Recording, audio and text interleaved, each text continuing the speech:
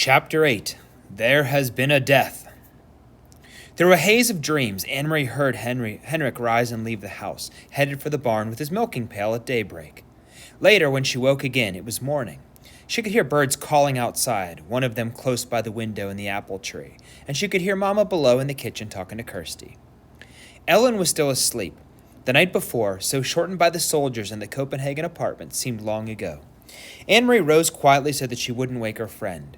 She pulled on her clothes and went down the narrow, curved staircase to find her sister kneeling on the kitchen floor, trying to make the gray kitten drink water from a bowl. "Silly," she said. "Kittens like milk, not water." "I'm teaching this one new habits," Kirsty explained importantly, "and I have named him Thor, for the god of thunder."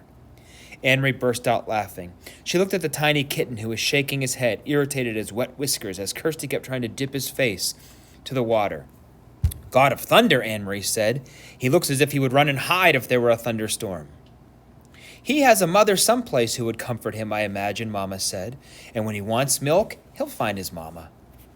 "Or he could go visit the cow," Kirsty said. Although Uncle Henrik no longer raised crops on his farm, his parents had, he still kept a cow who munched happily on the meadow grass and gave a little milk each day in return. Now that he was able to send cheese into Copenhagen to his sister's family.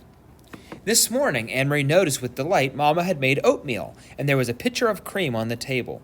It was a very long time since she had tasted cream. At home, they had bread and tea every morning. Mama followed Anne-Marie's eyes to the pitcher. "Fresh from Blossom," she said.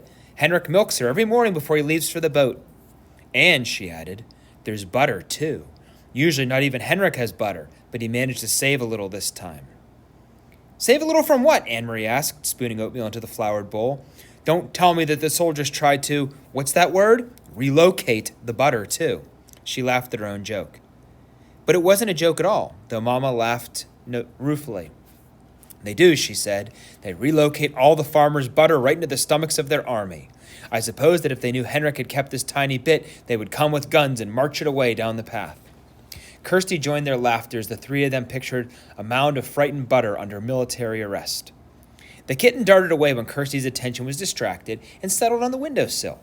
Suddenly, here in the sunlit kitchen, with cream in the pitcher and a bird in the apple tree beside the door, and out in the cattegat where Uncle Henrik, surrounded by bright blue sky and water, pulled his nets filled with shiny silver fish. Suddenly, the specter of guns and grim-faced soldiers seemed nothing more than a ghost story, a joke within to frighten children in the dark. Ellen appeared in the kitchen doorway, smiling sleepily, and Mama put another floured bowl of steaming oatmeal on the old wooden table. "Cream," Anne-Marie said, gesturing to the pitcher with a grin.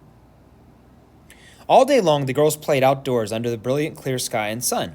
Anne-Marie took Ellen to the small pasture beyond the barn and introduced her to Blossom, who gave a lazy, rough-textured lick to the palm of Ellen's hand, and when she extended it timidly. The kitten scampered about and chased flying insects across the meadow. The girls picked armfuls of wildflowers, dried brown, now by the early fall chill, and arranged them in pots and pitchers until the tabletops were crowded with their bouquets. Inside the house, Mama scrubbed and dusted, tisking at Uncle Henrik's untidy housekeeping.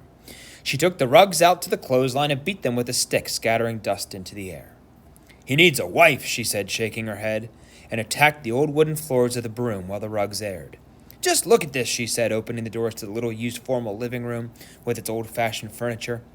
"He never dusts," and she picked up her cleaning rags. "And Kirsty," she added, "the god of thunder made a very small rain shower on the corner of the kitchen floor. Keep an eye on him."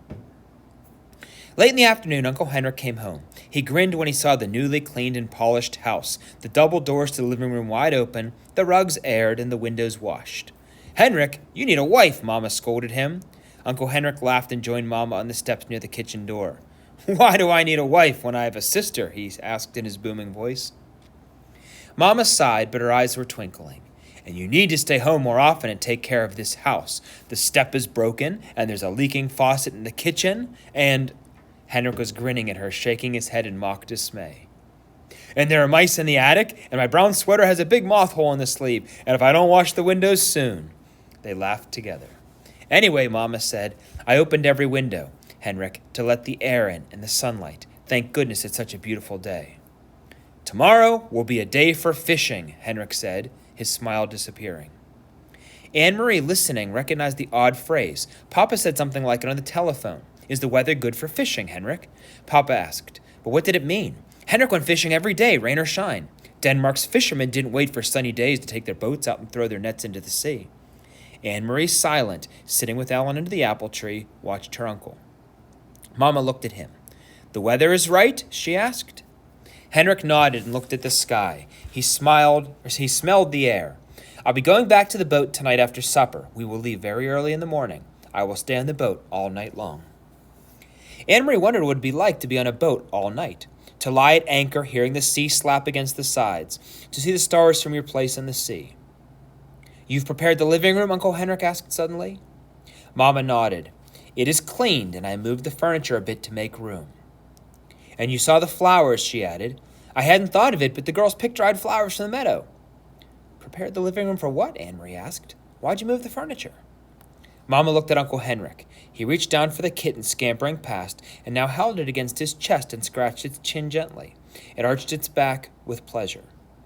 Well, girls, he said, it's a sad event, but not too sad really, because she was very, very old. There has been a death, and tonight your great Aunt Bertie will be resting in the living room in her casket before she's buried tomorrow. In the old custom, you know, for the dead to rest at home and their loved ones to be with them before burial.